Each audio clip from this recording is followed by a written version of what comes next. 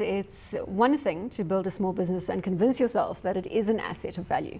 But the fundamentals of investing say that a business is only worth what somebody is prepared to pay for it. How does an entrepreneur prepare their business for sale?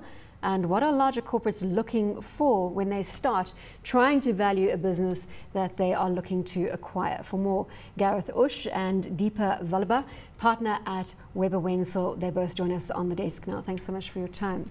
Yeah. So where do we start as an entrepreneur? I've got a great business, I've built it up. Of course, I think it's worth millions and millions, but that may not be the reality. Well, hopefully you start early, is the first thing.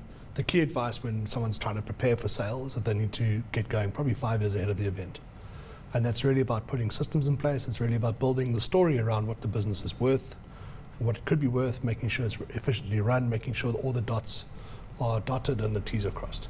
Deepa, let's get your thoughts. Yeah, I mean, from a legal perspective, I think one of the key, pitfalls we see when corporates are buying smaller businesses is that their legal affairs are not always in order, because that's always the last on anyone's or any entrepreneur's mind because of the resource constraints that sometimes they may face. But it becomes value deductive in the process, because you often find these big corporates will do their due diligence. They will use, the brief we have is point out all the risks, and those risks then become the platform within which to to argue value downwards. So it's very important that entrepreneurs have a very good understanding of the legal agreements and the risks that they have in the business, that they've negotiated them well, that they've kept them, they've kept documents or they've kept contracts renewed, and that they've done their homework before actually presenting those documents out to the, I hate to say it, but that doesn't sound like the typical entrepreneur out no, there. It doesn't. Most of them are trading on contracts that have expired. Yeah. And I think Gareth actually made the point, though. It's actually something you do 5 years in advance. When you, and I think the problem is that you try and create a business by the seat of your pants. You actually haven't got a structure that you actually want to work to, and then you try and sell this thing down the line, and you've cobbled something together. Your bank accounts are a mess. Your legal contracts are a mess, and that's expensive.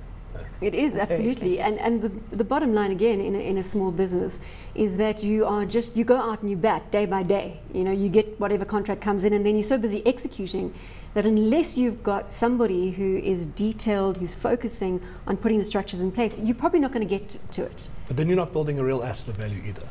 So unless you're taking some time and some of your money that you're building in the business and putting it back to building systems and making sure that someone else is working on the business, or that rather that you were able to work on the business rather than in it, it's going to be difficult to hand it over to someone else with an expectation of real value for them. Jessica, how many entrepreneurs do you know that have got to that stage?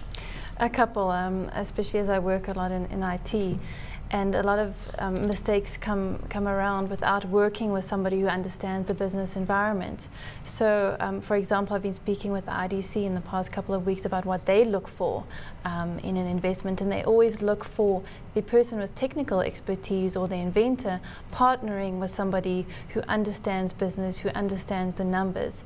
So often the most successful entrepreneurs we see are those who have partnered from the very beginning with a business person and not just a starry-eyed entrepreneur. Deepa, is the environment changing for entrepreneurs out there? And perhaps a way to rephrase that question is, are we starting to see more sophisticated entrepreneurs coming to the table? I think the answer is yes and no. As far as the legal landscape is concerned, often what entrepreneurs will be when they're looking at saving resources, legal spend is often not on their list of spend, and it's only down the line when they're actually looking to sell the business or sell a controlling stake in the business, does that resource actually become an important resource.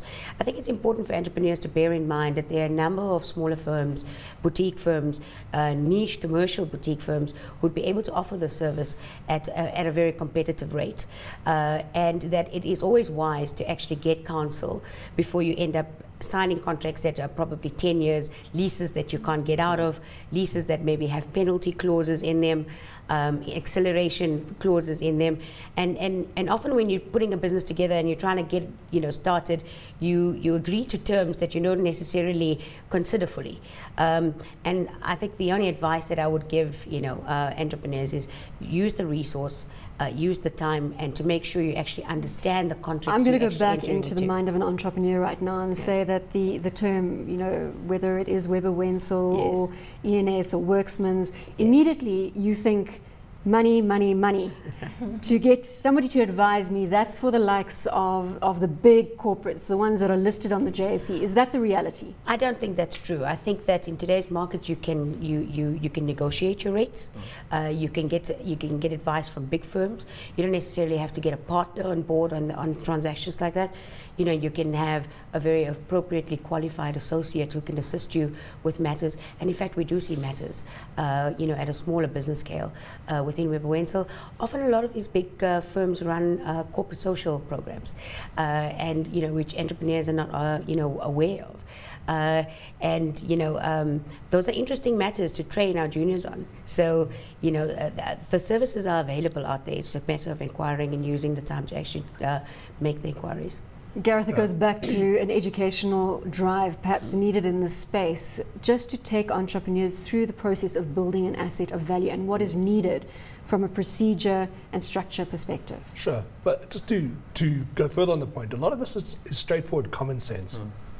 You don't necessarily need the best legal minds in the country advising. You need to just keep your brain on when you're signing a contract. You need to think about long-term implications. You always need an exit clause. Somebody told me that. Yeah, very valuable information. Make sure you've got an exit clause. Exactly. And know the cost of exit. Sometimes we see businesses that are bought because of a lease. They're not actually interested in the business at all. They're interested in the space that the business occupies. So being locked into a lease is not always a bad thing. You might find that lease is very valuable down the line. But the point is, this is just a common sense thing, and it's just a diligence thing. And as much as due diligence is part of a transaction, there's actually diligence when you go and set up a business and you set up the systems in it. That's the real part. The due part is just making sure it's being done. And if you've got that kind of system in place, your business is worth something. I mean, you joke about always having an exit clause, but the point is, whether you hire an employee, you take on software licenses. I mean, if you hire an employee, you don't have an exit clause very easy in the current labour legislation in South Africa. That's one of the things. So now suddenly you've inherited, you try and sell a business with 10 staff that nobody wants. You've taken this conscious decision to take this asset of value, and you've said, I now want to transfer 10 staff, and the buyer is looking at you and saying, but I don't want those 10 staff, and now they're trying to work out what, ultimately the cash flow model to this thing is, I've got 10 employees I don't really want, and how much is it going to cost me to get rid of them? And I think that that's why it is so important that when you start setting this business up, you do need to actually be thinking about what is my exit clause from the, everyone's so excited when they start off a business with their website, their business cards, etc. They're not thinking about selling the thing. And I think that is exactly where the problem goes, is because they're in the business versus running the business, and they're not being able to say, how do I pass this on?